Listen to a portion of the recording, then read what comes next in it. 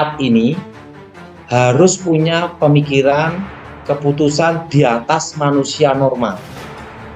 Ya. Kenapa di atas manusia normal? Untuk menyelamatkan negara.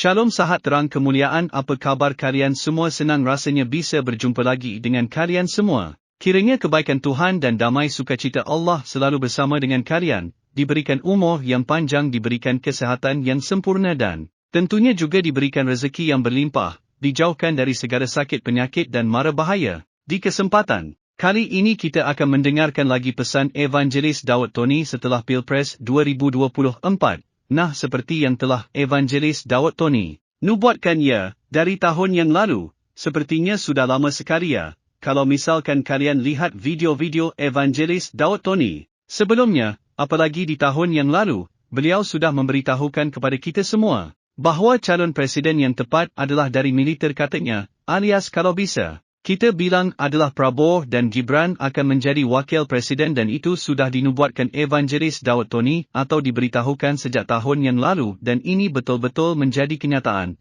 Jadi apa yang Evangelis Daud Tony bilang dari sejak COVID Corona sampai Pilpres 2024 ini semua terbukti ya menjadi kenyataan, dan gimana menurut kalian? Mudah-mudahan sih saya berharap ya Indonesia ke depannya semakin maju ya, walaupun ada beberapa isu yang beredar. Beberapa gosip yang beredar, ada beberapa tekanan juga ya atas terpilihnya Prabowo dan Gibran ini. Kiranya ini tidak menjadi suatu momok ya, tapi juga untuk kita semua, walaupun yang tadinya berbeza pendapat, marilah kita bersatu dan kita istilahnya apa ya, mensupport ya pemimpin kita yang baru ya. Jadi ternyata Evangelis Daud Tony kan tidak memastikan satu putaran atau dua putaran, kan dibilang bisa satu putaran bisa dua putaran, dan ternyata ini di luar ekspektasi. Ternyata dengan satu putaran saja, Pak Prabowo dan Gibran sudah mengungguli paslon yang lain, dan kita berdoa kiranya Indonesia akan lebih maju dan lebih terkenal lagi ya di mata dunia, tentunya dengan kepemimpinan Bapak Prabowo dan Gibran.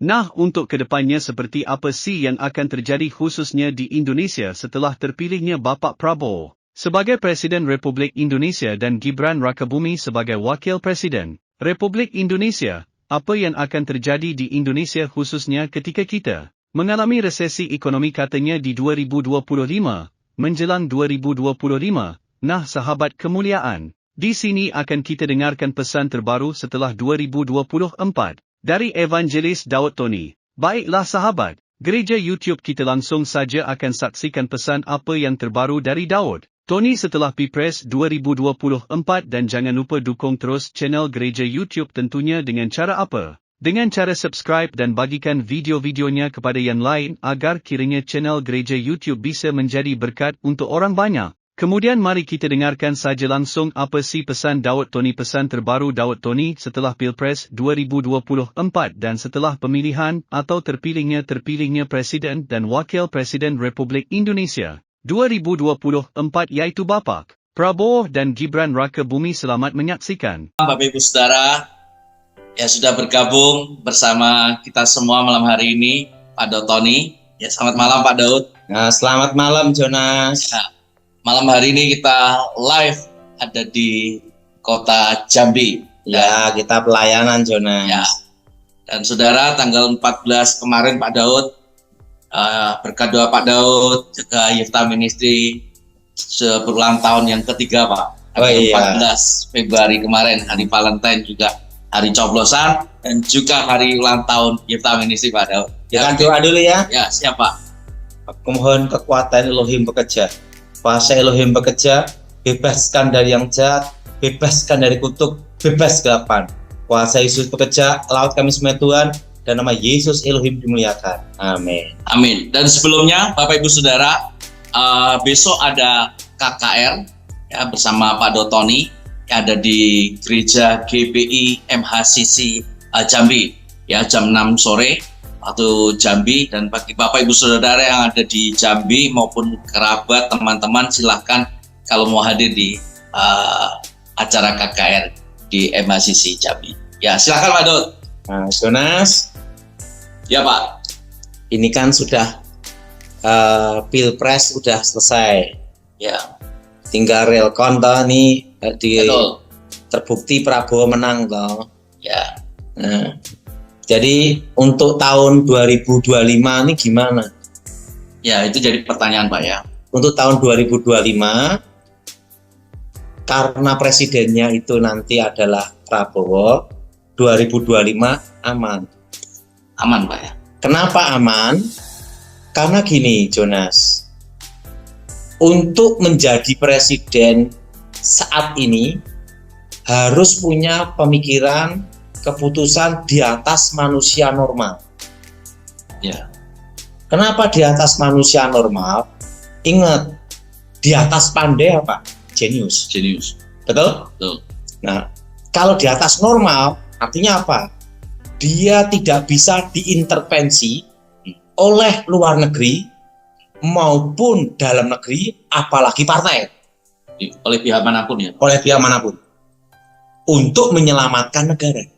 Ya. Nah, untuk sementara waktu yang bisa untuk hal ini adalah Prabowo. Karena tahun depan ini kita akan masuk resesi ekonomi. Kenapa resesi ekonomi? Pertama, kondisi krisis resesi yang ada di Eropa. Kedua, Cina. Ya. Ketiga, Ukraina. Ya. Keempat, Timur Tengah, Israel. Ya. Nah, ini mempengaruhi geostrategis, geopolitik, dan ekonomi global dunia. Nah, kalau presidennya itu ragu-ragu atau petugas partai harus menunggu perintah ketua gimana, negara ini bubar Ya. untuk tahun depan. Ya. Karena presidennya di bawah petugas partai. Ya. Di atasnya apa? Pinter, harus disiplin. Berarti bawahnya apa? Bawahnya ketua partai, betul? Ya. Kalau bawahnya ketua partai, ya gimana memimpin negara? Betul Pak. Presiden itu bukan petugas partai, tapi presiden itu adalah kepala pemerintah. Ya. Nah, kalau ada ketua partai mengatakan di atas presiden, nah itu otaknya konslet.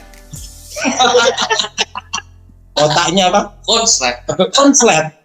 Karena apa? Ketua partai itu kan masih dalam lingkup negara.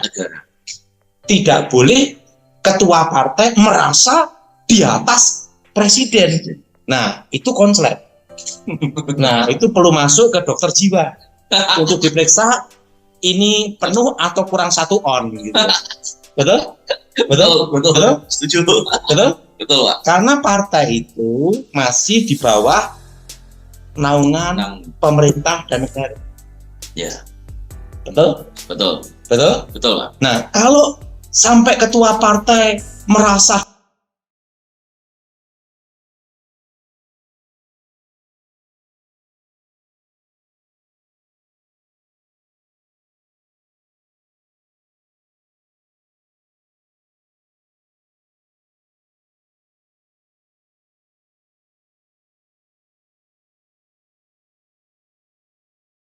Indonesia aman. untuk menghadapi resesi dunia ekonomi. Penting negara itu aman dulu Pak ya. Gini ya, yang Pak Prabowo cari apa? Semua sudah ada. Ya. Dia nih tinggal satu toh, sisa hidupnya untuk negara. Mengabdi itu. Nah, Ya. oh, apalagi? Nah, kalau yang umurnya 50, 60 itu masih ada kemauan, ambisi macam-macam, betul enggak? Nah, kalau Prabowo ambisinya apa? Satu, negara aman, rakyat sejahtera. Nah, ya, dan berani ngambil keputusan tidak bisa diintervensi luar maupun dalam negeri. Mempunyai hati. Dan memiliki apa? Keputusan yang tegas, tepat untuk keamanan nasional. Karena tahun depan yang penting itu aman dulu. Ya. Sekarang gini, kalau negara aman, perut aman, selesai. Betul. Kalau negara aman, perut tidak aman, ini yang perlu berdoa. Nah, kalau Prabowo saya tahu, dia pasti utamakan negara aman dulu. Nasionalis. Kedua, perut aman dulu.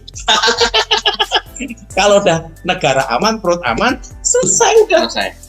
Mimpin negara kita ini penting itu perut aman itu aja. Ya, Betul? betul. Betul? Betul, Pak. Betul? Betul. Perut aman. Selama perut aman, siapa yang mau demo? Udah perutnya kenyang semua. Udah kenyang tidur. Betul? Betul? Betul. Nah, jadi gini, Jonas. 2021 saya itu bicara sama Kepala Staf Presiden Bapak Muldoko. Ya. Itu di rumah kediaman dia di Pondok Indah. Waktu itu saya ngomong, Wahyu Keprabon itu ada di mana? Hanya ada di 3. Pertama dari Terah Soekarno, itu Megawati, saya itu ke Puan. Ya. Kedua, dari Sarwedi masuk ke Ibu Ani Yudhoyono, masuk ke ini AHY. Nah, AHY itu adalah pemimpin masa depan juga. Nah. Yang ketiga, dari Pak Joko Widodo turun ke Mas Gibran. Makanya waktu itu saya beritahu sama Kepala Staf Presiden bahwa cawapres terkuat itu Gibran. Siapapun yang jadi capres, cawapresnya Gibran 100% menang. Dan pada saat itu orang bertanya, mau ini Pak ya? Waktu itu orang bertanya masih muda, umurnya berapa? Nah, tapi kan saya ngelihat tentang Wahyu Keprabon. Ya. Dan saya ada mata hati saya yang nggak bisa dibohongi. Wahyu Keprabon di mana? Ya. Sebelum SBY jadi presiden pun, 2001 saya ngomong ke almarhum Edi Wibowo waktu jadi ajudan Megawati. Ya. 2004 nanti SBY jadi presiden. No. Nah, dan jadi. Dan ini kembali lagi terjadi. Dan saya analisa tidak pernah meleset. Ya. Dan waktu 2001 sudah ngomong sama Kepala Staf Presiden. Kalau nggak percaya, tanya sama Bapak Muldoko. Orangnya masih hidup. Ya. Tinggal nanti janjian kantornya dia Binagraha, kan gitu. Ya. Apa benar saya ngomong gitu? Tanyakan aja. Ya. Nah, termasuk saya ngomong sama Wakapolda Jawa Tengah, Agus Suryo Nugroho. Waktu itu dia masih pangkat jadi Kapolres AKBP Kapolres Boyolali. Saya ngomong, Gus, kamu bintangmu di sini 1. Nah, sekarang udah bintang 1. Terjadi. Tanya aja, orangnya masih hidup. Ada di Polda Jateng. Di Polda Jateng. Waktu itu saya ngomong sama Mayor Jenderal Sulaiman Agusto. Mayor Jenderal Sulaiman Agusto itu masih pangkat kolonel. Waktu itu kan dia dari kavaleri. Nah, kavaleri itu untuk menjadi jenderal Pangdam itu agak susah. Kebanyakan tuh dari infanteri.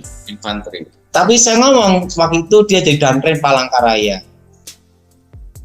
Sulaiman Agusto, dengarkan saya. Waktu itu saya masih ngawal presiden. Ya. Pundakmu saya lihat bintang 2. Terjadi. Jadi Pangdam. Wah. Jadi Pangdam ada di sempat menjadi Kapangdam di Kalimantan Barat. Oh, Pontianak. Boleh ditanya sama Mayor Jenderal Sulaiman Agusto waktu dia kolonel. Hampir aja dia tidak percaya. Saya ngomong bintang 2 di pundak. Karena kan saya ngelihat ke depannya gimana. Nah, waktu sama Kepala Staf Presiden, saya beritahu siapapun yang cawapresnya Gibran pasti menang. Ya, saya ingat betul itu kata itu, Pak. Itu 2021, waktu Corona Delta. Ya. Nah, setelah itu, tapi saya ngomong di media sosial, saya ngomong 95% supaya saya tidak kena masalah. Nanti saya dikira menggiring opini kan gitu. Ya. Makanya saya lebih baik ngomong 95% gitu aja. Padahal saya kenyataannya ngomong sama Kepala Staf Presiden 100%. Nah, waktu itu 2022. Waktu itu di Kementerian Pertahanan. Waktu itu di Kemenhan saya ketemu sama Mayor Jenderal Gleni Kerupan Purnawiran ya. Itu sahabat saya baik. Waktu itu sebenarnya rencana awal itu Puan itu capres. Rencana awalnya. Cawapres itu Prabowo. Ya. Waktu itu saya ngomong sama Gleni, 100% gagal. Saya ngomong, Glenn, kalau itu cawapresnya itu Prabowo, capresnya itu Puan, saya jamin 100% gagal, tidak usah kampanye, capek. Saya ngomong 1000% gagal. Oh. Gleni ngomong, tapi ini syaratnya itu mas. Udahlah, kamu dengerin saya. Program capek punya. Waktu Gleni Kerupan mau jadi cawagup di Manado, kan pernah Mayor Jenderal Gleni Kerupan mau cawagup Manado. Glenn, nggak usah kampanye, pasti kalah, saya bilang gitu. Nggak usah kampanye. Ya memang kalah beneran. makanya Mayor Jenderal Gleni Kerupan tuh tahu kalau saya ngomong tuh tidak nyenangin hati, enak nggak enak saya sampaikan.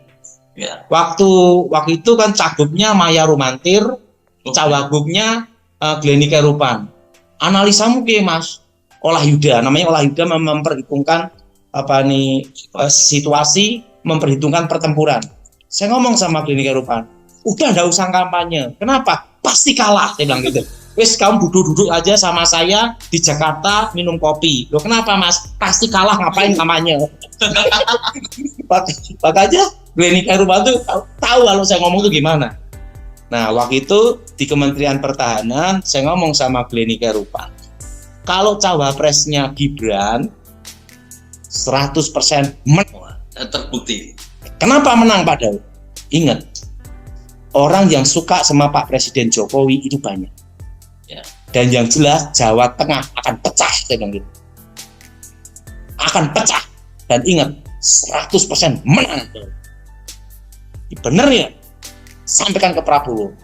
Pak Prabowo, sampaikan ke Pak Prabowo, Gleni, Cawapres Gibran pasti menang. Itu tahun 2022. 21 itu sama Muldoko. 22 ya. 2022 itu sama Gleni Kerupan. Nah, Gleni Kerupan sekarang masih hidup juga. Jadi boleh ditanya, bener nggak ngomong gitu? Gitu. Ya. Saya ngomong, pasti menang. Nah, tapi kalau saya di media sosial, saya ngomong 95% menang. Kenapa? Nanti takut di demo.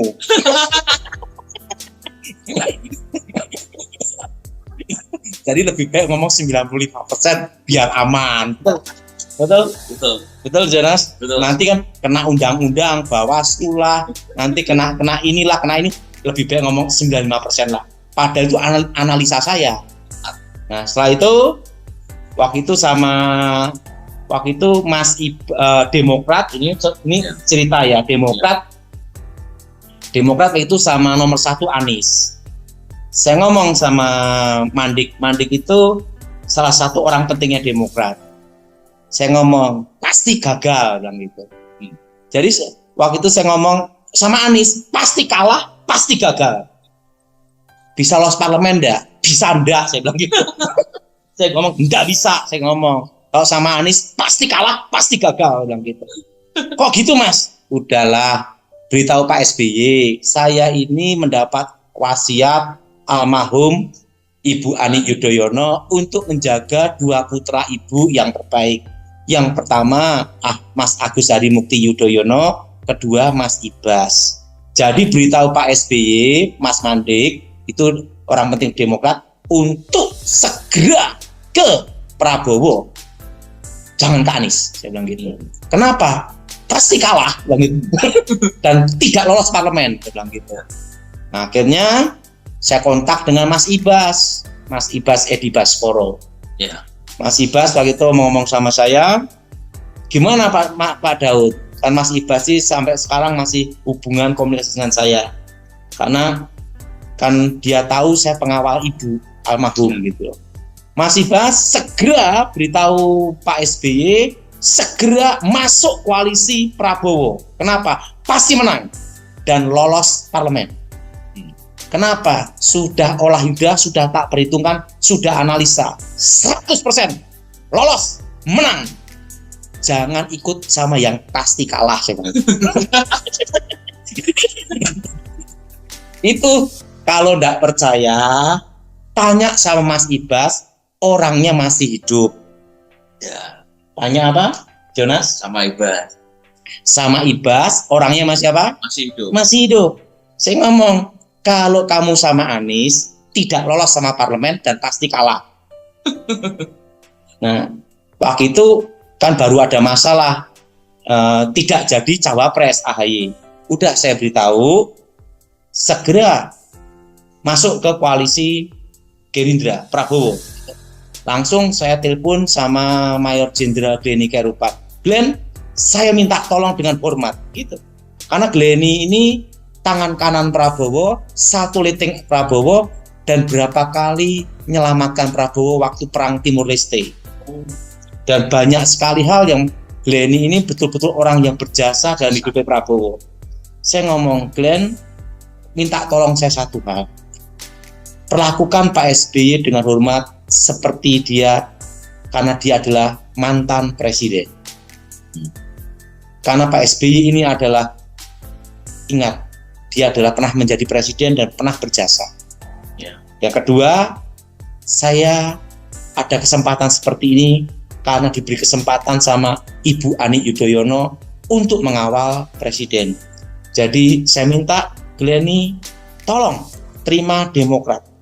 Gleni berkata sama saya, 24 jam saya tunggu. Mayor Jenderal Gleni Kairupan ngomong, 24 jam saya tunggu untuk Demokrat masuk Gerindra, bergabung koalisi. Saya langsung ngomong sama Mas Ibas, Mas Ibas, dengerin saya. Kalau masuk koalisi Prabowo, 100% menang dan lolos parlemen. Kita buktikan. Kenapa? Saya sudah analisa olah yuda, analisa pertempuran, simulasi pertempuran, dan memperhitungkan pertempuran. Pasti menang. Ya. Lolos parlemen Pak Daud? Pasti lolos. Kok yakin Pak Daud?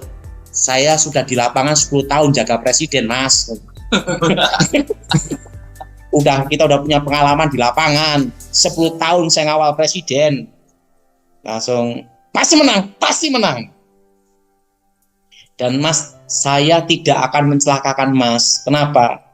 Karena saya ini diberi wasiat almarhum menjaga Mas AHY dan Mas Ibas. Jadi saya pastikan harus yang terbaik, memberi jalan yang terbaik, bukan yang salah. Berarti Pak Daud, kalau nanti saya ngomong sama ayah, ini Pak SBY, baik, nanti saya sampaikan Pak Daud. Ingat, Mayor Jenderal Gleni Kairupan dan Prabowo menunggu Mas Ibas AHY dan Pak SBY 24 jam. Langsung Gleni, langsung ngasih foto. Saya rasa mau tak kasih fotonya.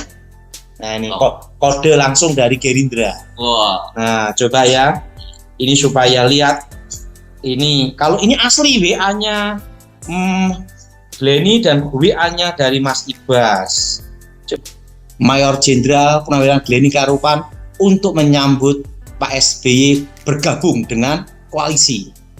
Dikasih kode ini. Ya, ini adalah Mayor Jenderal Gleni Kairupan. Pakai kacamata yang baju hijau nih ya. Iya. Ini Pak Gleni. Iya. Dan saya dan Gleni Kairupan berkata, 24 jam kami menunggu. Jadi ini saksi, ada bukti-buktinya, bukan katanya. Nah, termasuk ada WA dari Mas Ibas. Oh, ini Mas Ibas. Ya, di sini kan saya. Nah, itu langsung kelihatan. Ini dari Mas Ibas langsung. Siap. Ya. Jadi enggak katanya. Bukan katanya, ini bukti dari Mas Ibas langsung. Siap. Nah, ini bukti loh, ini loh, silahkan. Dari Mas Ibas langsung. Jadi 24 jam Gerindra ini langsung Mas Ibas WA, siap, masuk. Langsung, dan itu terbukti masuk parlemen Pak ya. Masuk parlemen. Dan waktu itu saya hanya ngomong sama Mas Ibas, jadi koalisi Gerindra dengan Demokrat ini saya memberi fasilitasi, saya komunikasi dengan Mas Ibas dan petinggi Demokrat sama Glenny dalam 3 hari langsung koalisi. Dalam berapa hari? 3 hari. 3 hari langsung koalisi. Nggak usah prosedur macam-macam. Biasa. Cukup berapa lama? 3 hari. 3 hari. Dan ini langsung dari Mas Ibas, betul nggak kelihatan juga Jonas? Betul? Ya. Nah, ini langsung dari Mas Ibas. Ini untuk koalisi jelas sekali dalam ini langsung. Ya. Glenny Khairupan nunggu 24 jam. Oh, langsung jawabannya apa? Siap. Langsung koalisi. Cukup berapa lama Jonas? 3 hari. 3 hari untuk 2 partai bergabung. Nggak usah macam-macam. Selesai. Dan itu nggak gampang sebenarnya Pak, menggabungkan. Karena yang penting itu apa? Saya ngomong itu kerendahan hati. Sesuai firman Tuhan, sesuai di Alkitab. Harus apa? Rendah hati. Betul? Ya. Betul? Betul. Nah, karena walaupun bagaimanapun Pak SBY mantan presiden. Betul. Nah, saya ngomong tolong dibantu. Ya. Perlakukan dengan hormat. Itu Ya. namanya kerendahan hati. Ya. Nah, Wah, luar biasa. jadi cukup berapa lama untuk menggabungkan? 3 hari. 3 hari. Secepat itu ya Pak. Ya. Hah? Ngeri. Hah? Jadi nggak usah prosedur macam-macam, udah langsung aja gabung gitu. Nah, tapi ini kan bahas karena kenapa saya bahas sekarang, baru saya beritahu karena sudah terjadi. Nanti pikirnya kalau belum terjadi kan Nah, kalau belum terjadi kan namanya halusinasi. halusinasi. Nah, jadi tandanya Glenny siap menunggu. 24 jam langsung koalisi. Ya, 3 hari. Nah, tapi ingat sesuai Alkitab firman Tuhan harus ada apa? Kerendahan Hati. Jadi tahun depan resesi ekonominya aman terkendali. Ya, tahun 2025. Jadi nggak usah khawatir masalah resesi ekonomi. Kenapa? Karena tahun depan kan sudah Presiden Prabowo. Ya.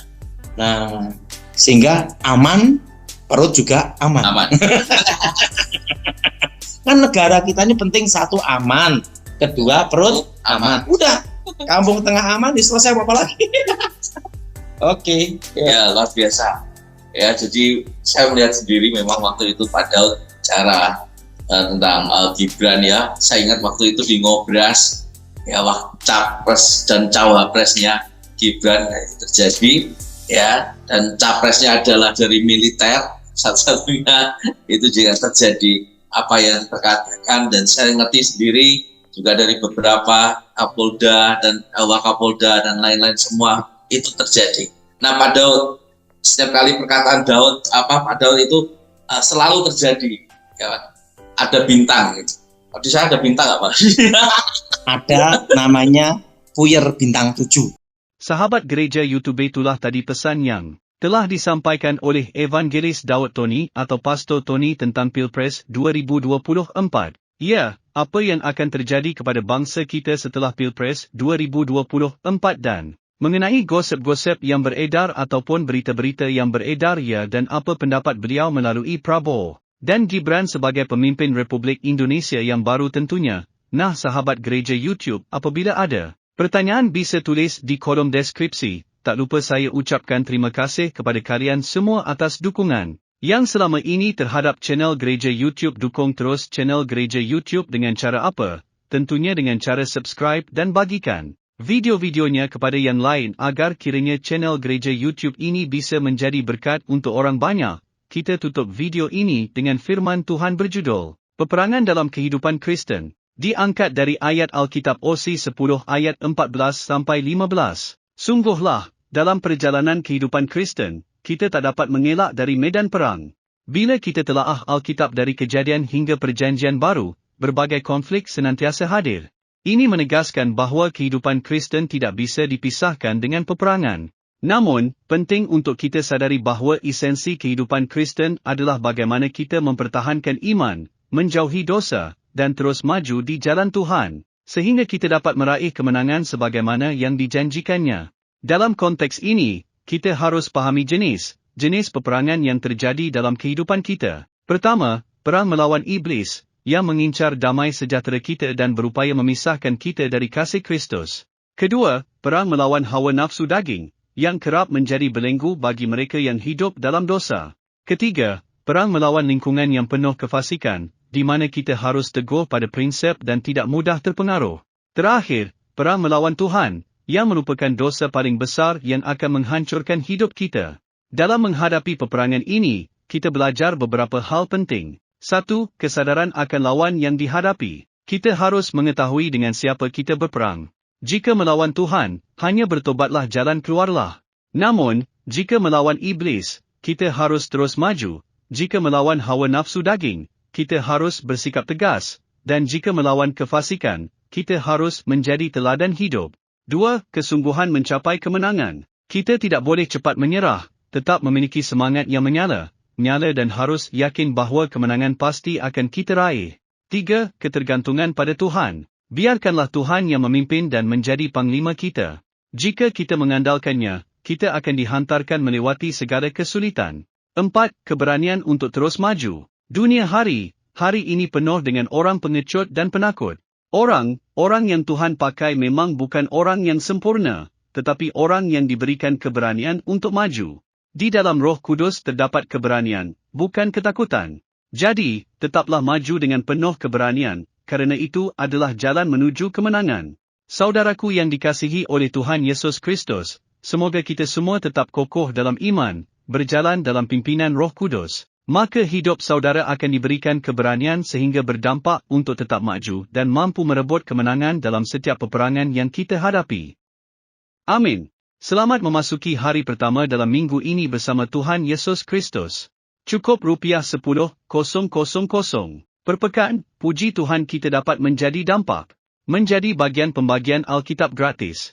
Saudara gereja YouTube mau enggak ambil bagian dalam program membagikan 1 juta Alkitab gratis di Indonesia? Saya percaya pasti mau. Dari gereja YouTube buat gerakan membagikan 1 juta Alkitab ke seluruh pelosok Indonesia. Pasti saudara mau satu Indonesia faham Alkitab. Kita punya sebuah program membagikan 1 juta Alkitab gratis di Indonesia. Jadikan Indonesia dengan membagikan Alkitab, membagikan kabar baik dan pastinya kita mau membagikan Alkitab dengan bentuk fisik. Nah ini, kalau kita bersama-sama dukung ini bisa bergandengan tangan, kita gunakan channel gereja YouTube, untuk terus bergerak maju dan berdampak mewujudkannya bersama. Misinya apa? Kita ingin mencetak 1 juta orang yang hafal dan haus akan firman Tuhan yaitu melalui Alkitab gratis. Nah kalau ini bisa terjadi 1 juta penduduk Kristen, Indonesia bisa membaca Alkitab maka kalikan 10. Maka 10 juta orang akan membaca Alkitab, membaca firman Tuhan. Dengan itu, ini tidak akan terwujud kalau tidak dengan cara bergandengan tangan. Saudara-saudara gereja YouTube kita gunakan channel gereja YouTube untuk terus berdampak dan melayani lebih lagi. Dukung program ini, agar kita bisa membagikan 1 juta Alkitab gratis di Indonesia dengan cukup sisihkan Rp10,000 per pekan, puji Tuhan kita dapat berbagi, berdampak memuliakan nama Tuhan Yesus. Ikutan detailnya ada di kolom deskripsi atau bisa melalui rekening gereja YouTube, yang dinaungin atas nama Yayasan Cipta Pelita nomor Bank BRI, 04210034205666, dengan menulis P8. Artinya program ke-8 gereja YouTube. Mungkin itu pengumuman kali ini. Saya Abdullah dan semua tim pelayanan di gereja YouTube dan Yayasan Cipta Pelita mengucapkan banyak terima kasih. Tuhan Yesus memberkati.